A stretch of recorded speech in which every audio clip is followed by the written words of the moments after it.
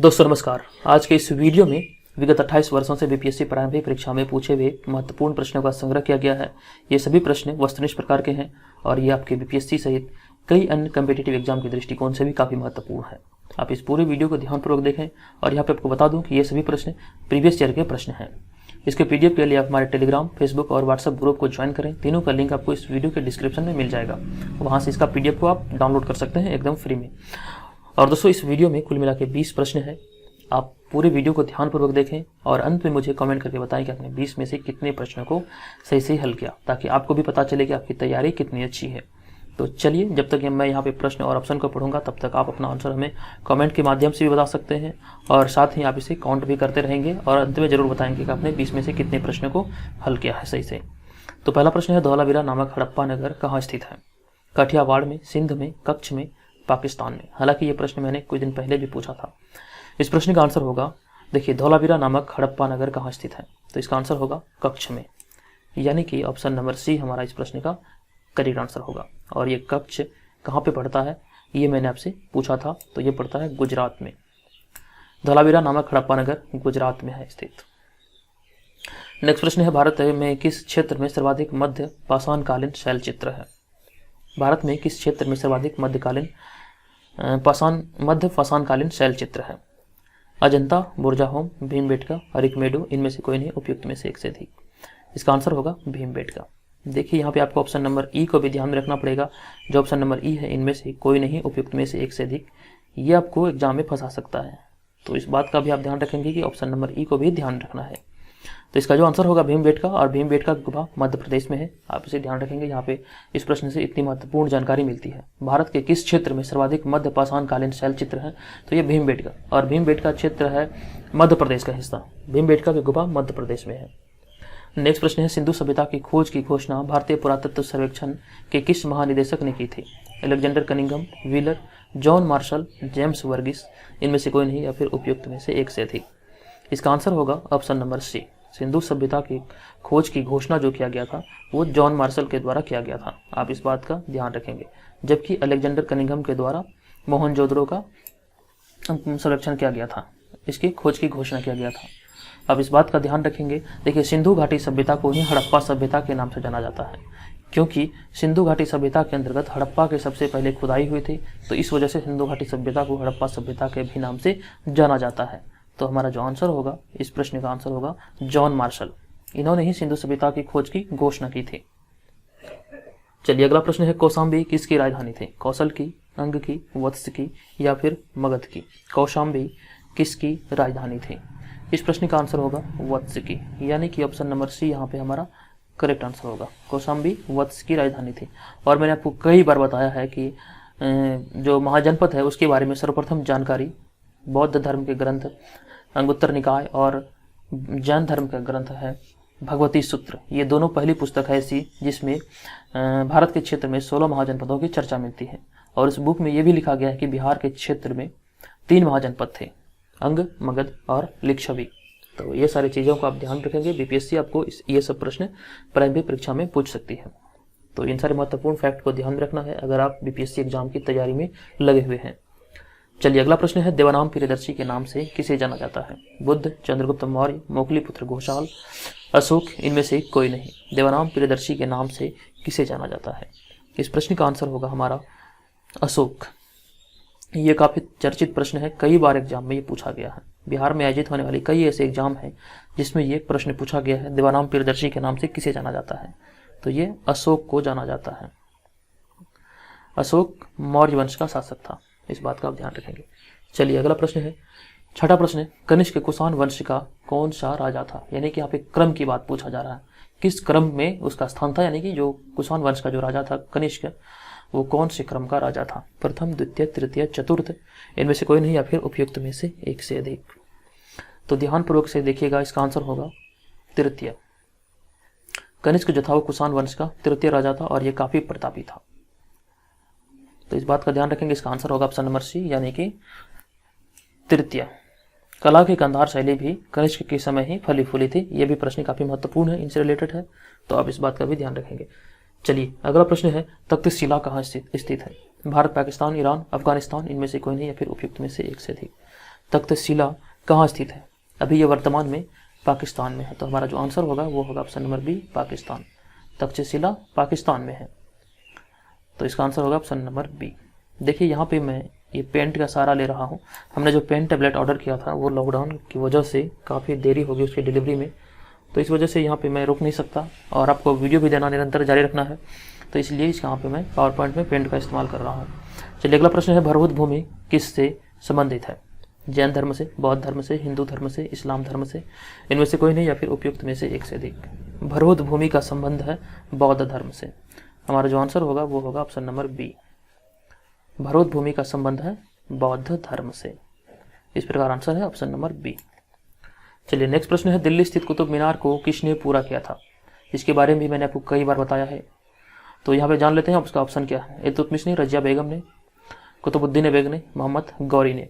दिल्ली स्थित कुतुब मीनार को किसने पूरा किया था? इसका आंसर होगा इल्तुतमिश। देखिए यहाँ पे कहानी ये हुआ था कि कुतुब मीनार का जो नींव रखा था वो कुतुबुद्दीन ऐबक ने रखा था, लेकिन समय से इसका कार्य समय पूरा होने से पहले ही कुतुबुद्दीन ऐबक चल बसे। तो जो कार्य बच गया था उस कार्य को पूरा करने का श्रेय इल्तुतमिश को दिया गया। तो आई होप कि आपको कन्फ्यूजन ना होना चाहिए, कार्य को पूरा करने का श्रेय इल्तुतमिश को दिया गया था। लेकिन अगर इसके नींव की बात करें कि इसका नींव किसने रखा था, तो दिल्ली स्थित कुतुब मीनार का नींव रखा था कुतुबुद्दीन ऐबक ने, जो कि मोहम्मद गौरी का गुलाम था। यहाँ जो आप ऑप्शन नंबर डी में देख रहे हैं ये मोहम्मद गौरी का गुलाम था। और इस पर ध्यान देखने वाली बात यह है कि देखिए यहाँ पर कुतुब मीनार जो है ये दिल्ली में है, जबकि चार मीनार वो हैदराबाद में है। ये भी आपको कन्फ्यूजन ना होना चाहिए। चलिए हम आगे बढ़ेंगे और देखेंगे 10वां प्रश्न, सिलसिला किससे संबंधित है? सिख धर्म से, कबीर पंथ से, इस्लाम से या फिर सूफी मत से? सिलसिला का संबंध किस धर्म से है? तो ये सूफी मत से है। तो आंसर जो होगा वो होगा ऑप्शन नंबर डी, सिलसिला सूफी मत से संबंधित है। ऑप्शन नंबर डी हमारा यहाँ पे इस प्रश्न का करेक्ट आंसर होगा, इस बात का आप ध्यान रखेंगे। चलिए हम आगे बढ़ते हैं, देखते हैं अगला प्रश्न हमारा क्या है। शाहजहांबाद कहाँ स्थित है? शाहजहांबाद कहाँ स्थित है? दिल्ली में, आगरा में, अजमेर में या फिर लाहौर में? शाहजहांबाद स्थित है दिल्ली में। ऑप्शन नंबर ए यहाँ पे हमारा करेक्ट आंसर होगा, शाहजहांबाद दिल्ली में स्थित है। चलिए नेक्स्ट प्रश्न देखते हैं। नेक्स्ट प्रश्न है, दीन ए इलाही क्या था? कुरान का अनुवाद, यात्रा विवरण, धर्म, मस्जिद, इनमें से कोई नहीं या फिर उपयुक्त में से एक से अधिक। तो देखिए यहाँ पे इस प्रश्न का जो हमारा आंसर होगा 12 का वो होगा धर्म। दीन ए इलाही एक धर्म था। ऑप्शन नंबर हमारा यहाँ पे सी करेक्ट होगा, दीन ए इलाही एक धर्म था। देखिए दीन ए इलाही के बारे में कहा जाता है कि इसकी स्थापना जो किया गया था ये अकबर द्वारा 1582 में किया गया था। तो आप इस डेट को याद रखिएगा, ये डेट है 1582 और इसके संस्थापक थे अकबर। और ये दीन इलाही एक धर्म है, यानी कि धर्म से संबंधित है। आप इसे ध्यान रखेंगे, ये इसका आंसर होगा ऑप्शन नंबर सी। नेक्स्ट प्रश्न है, बंगाल में स्थायी बंदोबस्त किसने शुरू किया था? Warren Hastings, Lord Cornwallis, Lord Clive, William Bentinck, इनमें से कोई नहीं या फिर उपयुक्त में से एक से अधिक। तो यहाँ पे 13वें नंबर का सही आंसर होगा लॉर्ड कॉर्नवालिस। दोस्तों ये पूरे वीडियो को देखने के बाद हमें ये भी कमेंट करके जरूर बताइएगा कि आपको ये वीडियो कैसा लगा, क्योंकि देखिए किसी भी वीडियो को बनाने में काफ़ी मेहनत लगती है, आप सभी को पता है। तो आपका एक लाइक मेरी मोटिवेशन को और भी अधिक बढ़ा सकता है। तो आप प्लीज़ वीडियो को लाइक ज़रूर कीजिए, अपने दोस्तों के साथ शेयर कीजिए। तो देखिए व्यूज आता है तो वीडियो भी बनाने में काफ़ी उत्सुकता होती है। तो प्लीज़ आप लोग लाइक करेंगे, आप जो एक लाइक करेंगे तो वो हमारे लिए काफ़ी हेल्पफुल होता है। तो लाइक करना जरूर भूलें। तो इसका आंसर जो होगा लॉर्ड कॉर्नवालिस। बंगाल में स्थायी बंदोबस्त किसने शुरू किया था? तो लॉर्ड कॉर्नवालिस के द्वारा ये शुरू किया गया था। बेसिकली अगर स्थायी बंदोबस्त की बात करें तो ये भू राजस्व वसूली से संबंधित एक कानून था, जिसे कि लॉर्ड कॉर्नवालिस के द्वारा 1793 ईस्वी में शुरू किया गया था। एक बार मैं फिर से रिपीट कर रहा हूँ, अस्थायी बंदोबस्त जो था वो था भू राजस्व वसूली से संबंधित एक कानून। ये लॉर्ड कॉर्नवालिस के द्वारा 1793 ईस्वी में शुरू किया गया था। चलिए इसका आंसर होगा ऑप्शन नंबर बी। नेक्स्ट प्रश्न है, भारत के स्वतंत्रता संग्राम के दौरान केसरी के संस्थापक कौन थे? बाल गंगाधर तिलक, सुरेंद्रनाथ बनर्जी, लाला लाजपत राय, मौलाना आजाद, इनमें से कोई नहीं या फिर उपयुक्त में से एक से अधिक। तो भारत के स्वतंत्रता संग्राम के दौरान केसरी के संस्थापक थे बाल गंगाधर तिलक। इस प्रश्न का आंसर होगा ऑप्शन नंबर ए, यानी कि बाल गंगाधर तिलक। स्वराज मेरा जन्म सिद्ध अधिकार है, यह नारा काफी चर्चित था और इन्होंने ही यह नारा दिया था, बाल गंगाधर तिलक ने। स्वराज हमारा जन्मसिद्ध अधिकार है और मैं इसे लेकर रहूंगा। बाल गंगाधर तिलक। चलिए नेक्स्ट प्रश्न है, महात्मा गांधी का दांडी मार्च कब शुरू हुआ था? अप्रैल 1930, जून 1930, अगस्त 1930, सितंबर 1930, इनमें से कोई नहीं या फिर उपयुक्त में से एक से अधिक। यहाँ पर इसका आंसर होगा अप्रैल 1930। ऑप्शन नंबर ए इस प्रश्न का करेक्ट आंसर होगा। अप्रैल 1930 में महात्मा गांधी ने दांडी मार्च शुरू किया था, तो इसका आंसर होगा ऑप्शन नंबर ए यानी कि 1930। देखिए यहाँ पे एक काफ़ी चर्चित प्रश्न है, जो दांडी मार्च शुरू किया गया था नमक कानून को भंग करने के लिए।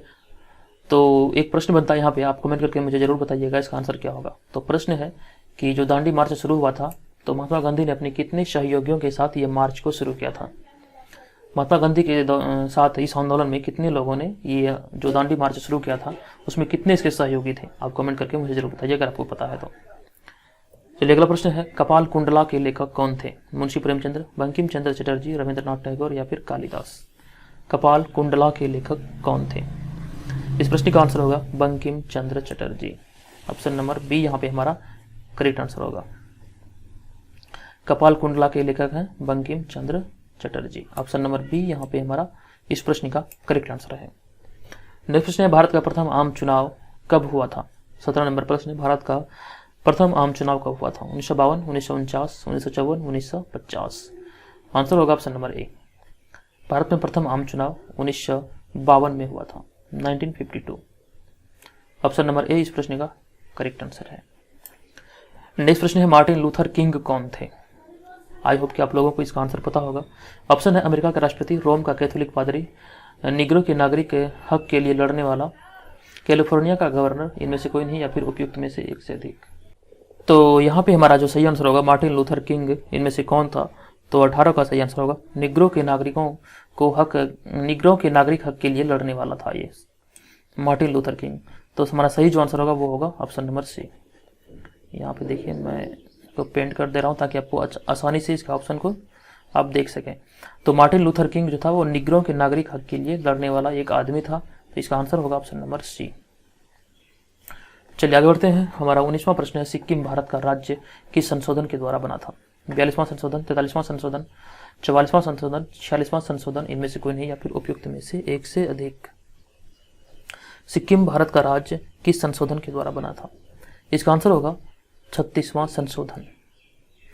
और 36वां संशोधन 1975 में हुआ था। जो 35वां संशोधन हुआ था 1974 में संविधान का, उसके आधार पर सिक्किम को सह राज्य की उपाधि दिया गया। और फिर 1974 के बाद एक साल बाद जब 1975 में 36वां संशोधन हुआ तो सिक्किम को एक राज्य का दर्जा दिया गया था। इस बात का आप ध्यान रखेंगे, ये काफ़ी महत्वपूर्ण है। ये प्रश्न भी कई बार एग्जाम में पूछा गया है।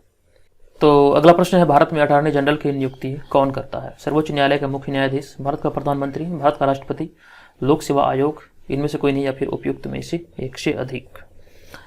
तो भारत में अटॉर्नी जनरल की नियुक्ति कौन करता है? इस प्रश्न का आंसर होगा भारत का राष्ट्रपति। ऑप्शन नंबर सी यहाँ पे हमारा करेक्ट आंसर होगा। भारत का राष्ट्रपति भारत के अटॉर्नी जनरल की नियुक्ति करता है। तो दोस्तों यहाँ पे 20 प्रश्न थे। 20 प्रश्न में से आपने कितने प्रश्नों को सही हल किया कमेंट करके मुझे ज़रूर बताइए, ताकि मैं भी जान सकूं कि आपकी तैयारी कितनी अच्छी है। तो आप ज़रूर कमेंट कीजिए आपने 20 में से कितने प्रश्नों को सही हल किया। और इसके PDF के लिए आप हमारे फेसबुक, टेलीग्राम और व्हाट्सएप ग्रुप को जरूर ज्वाइन करें। तीनों का लिंक इस वीडियो के डिस्क्रिप्शन में दिया गया है। अगर आपको किसी प्रकार की सुझाव या कोई बात मुझसे पूछनी है तो कमेंट बॉक्स में पूछ सकते हैं। और हमारा एक व्हाट्सएप नंबर है, वहाँ पे भी आप हमें मैसेज कर सकते हैं। तो चलिए आज की इस वीडियो में इतना ही। मिलेंगे नेक्स्ट वीडियो में। वीडियो को लाइक जरूर कीजिएगा। चलिए धन्यवाद।